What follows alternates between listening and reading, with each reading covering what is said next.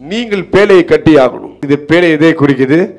தேவனுடைய பிரசன்னம் ஒரு 3 கரையில் அடங்கி இருக்குது. ஓகே, என்ன மாதிரி பேழை நம்ம கட்டணும்?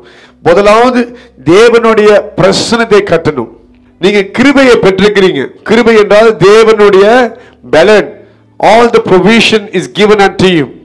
கர்த்தரோட எல்லா காரியத்தையும் உங்களுக்கு கொடுக்கப்பட்டிருக்கு. ஆமாவா இல்லையா? அதிகாரம் வல்லமை கொடுக்கப்பட்டிருக்குது. அந்த கிருபையை வைத்து தான் நம்ம இதை கட்டணும். தேவனுடைய சமூகத்தை நம்மளுடைய வாழ்க்கையில கட்ட ஆரம்பிக்கணும். You need to build the presence of God over your life. உங்க ஆவிக்குரிய வாழ்க்கையை நீங்க கட்ட கட்ட நீங்க தேவனுடைய பிரசன்னத்தை உங்களை சுற்றி எழுப்ப ஆரம்பிப்பீங்க. நம்ம போகிற இடமெல்லாம் நம்ம எங்கெல்லாம் போறோமோ அந்த இடத்துல ஆவியானவர் வெளிப்படுவார். You will carry the presence. பேதுரு பாருங்க, நடந்து போகும்போது அவன் நிழல் பட்டு ஆட்கள் சுகமாக்குறாங்க. ஏன்? he carry the presence of God. சில பேர் சொல்லுவாங்க, ஐயோ இதோ வந்துருச்சு பாரு, வீட்டுல காலை வச்சு வீடு ரெண்டா போச்சுன்னு. இது உலகத்தாரை குறித்து இப்படி பேசலாம்.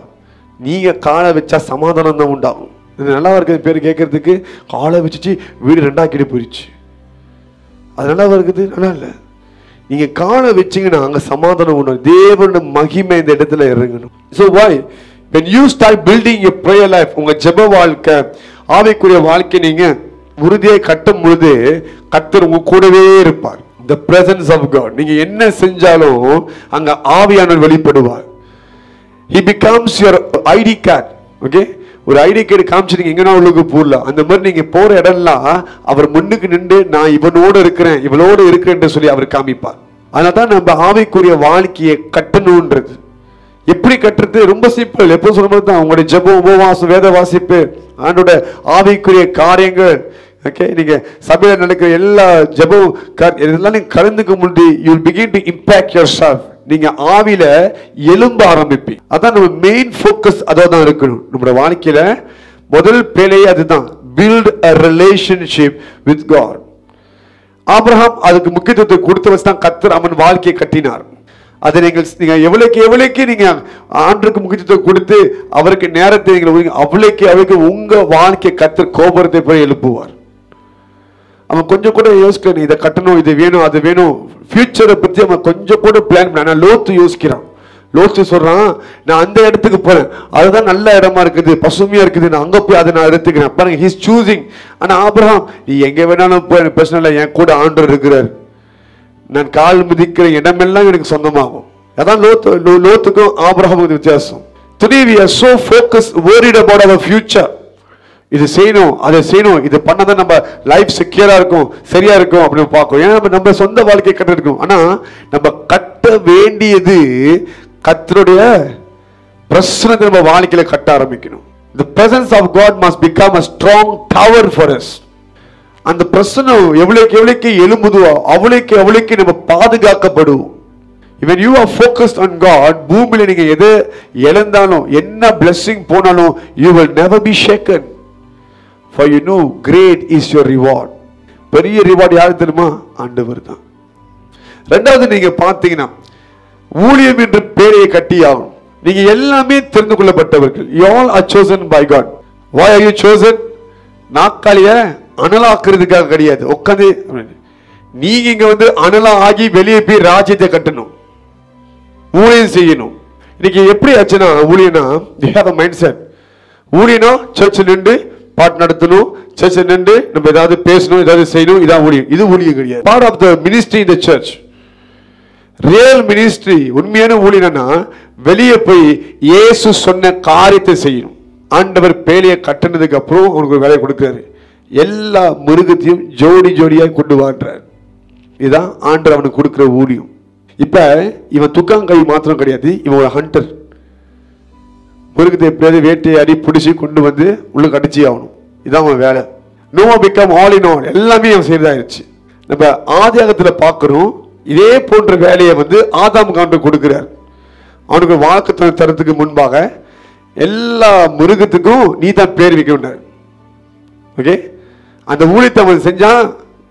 அவன் கர்த்தர் ராஜ்யத்தின் மேல கவனத்தை வச்சான். கர்த்தர் அவன் வாழ்க்கையை கட்டினார், வாழ்க்கை தண்ணி கொடுத்தார்.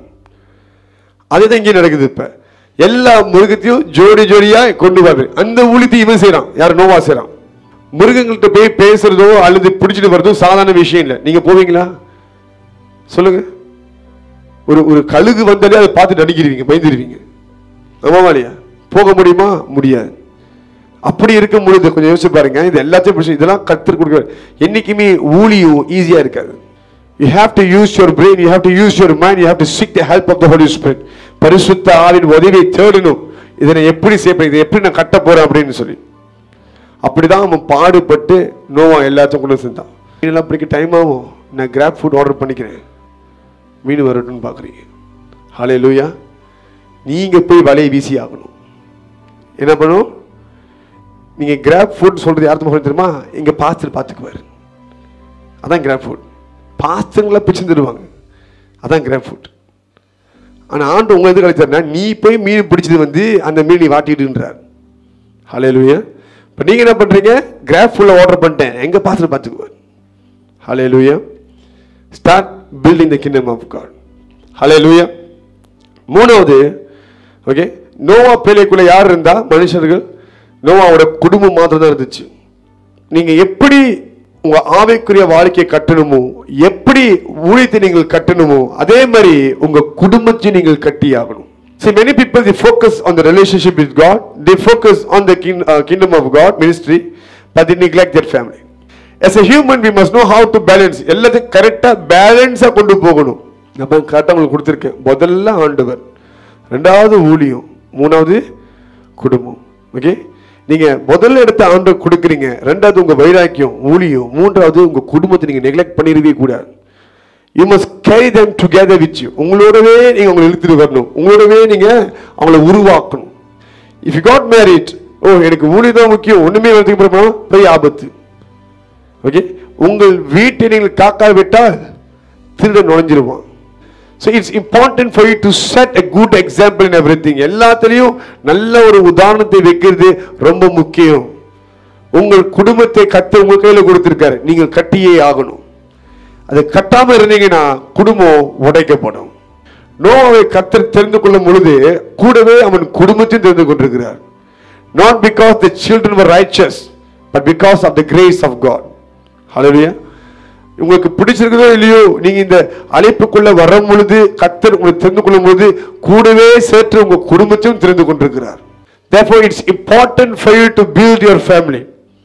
உங்கள் குடும்பத்தை நீங்க கிறிஸ்துவுக்குள்ளே உருவாக்கணும். ஆபிரகாமுக்கு ஆண்டவர் வந்து எப்படி சொன்னா, ஆபிரகாமை நான் தெரிந்து கொண்டிருக்கேன், அவன் சிநேகிதன், என்னோட கற்பனைகளை வந்து அவன் பிள்ளைங்களுக்கு அவன் கற்றுக் கொடுப்பான். உங்களுக்கு ஏன் ஆண்டு பிள்ளைங்க கொடுக்க தெரியுமா? ஏதோ பத்து போட்டோம் எப்படி போகும், அது பண்ற தப்புலாம் போய் சப்போர்ட் பண்ணுவோம் அப்படின்னு கிடையாது.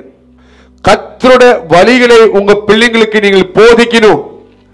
உங்க பிள்ளைங்களுக்கு நீங்க கர்த்தரோட வழிகளை போதிக்காம அவங்க தவறா வளர்றாங்கன்னா அதுக்கு முக்கிய காரணம் நீங்க தான் இருப்பீங்க. You will be the main reason for it. You must teach them. கர்த்தரோட வழிகளை நீங்கள். இங்க என்ன நடக்குதுன்னா, அம்மா அப்பா பண்ற தப்ப பிள்ளைங்க கவர் பண்ணுதுங்க. நீ காலம் அப்படி இருக்குது. நாளைக்கு ஒரு டைம் வந்து அதுங்க தப்பு பண்ணும்போது உங்களால ஒன்றும் பேச முடியாது. and then வீட்டில் இருந்துட்டு நீங்க என்ன பண்ண, உங்களுக்கு பிள்ளைங்க கற்றுக் கொடுக்குறீங்க. ஓகே, சர்ச்சில் கேட்டா இப்படி சொல்லுங்க அப்படி சொல்லுங்கன்னு பொய் சொல்ல வர கற்றுக் கொடுக்குறீங்க. நாளைக்கு அவங்க உங்கள்கிட்ட பொய் சொன்னா ஆச்சரியப்படுறதுக்கு ஒண்ணுமே இல்லை. Because you have started that. ஆண்டோட காரியத்துல பொய் சொல்லு, இது ஒரு காரணமா சொல்லு. நீங்க வந்து எனக்கு வர முடியல, நான் சர்ச்சுக்கு வரல, நீ அப்படியே சொல்லு. யாரு? பெற்றோர்கள் கற்றுக் கொடுக்குறாங்க. என் பிள்ளைங்க என்ன பண்ணுங்கன்னா, இந்த எக்ஸ்கியூஸ் பாய்க்கலாமா, அவங்க அன்லாக் ஆகுது. ஓகே, விஸ்டம் அன்லாக் ஆகுது. ஓகே, இப்பெல்லாம் போய் சொல்லி நம்ம லீவு போடலாமா? ஓகே, நாளைக்கு உங்ககிட்டே வந்துட்டு என்ன இதுதான் காரணம், அதான் போய் பண்ணன்ட்டு போய் சொல்லுவாங்க உங்கள்கிட்ட. இப்ப பிள்ளைகளை கெடுக்கிறது யாரு?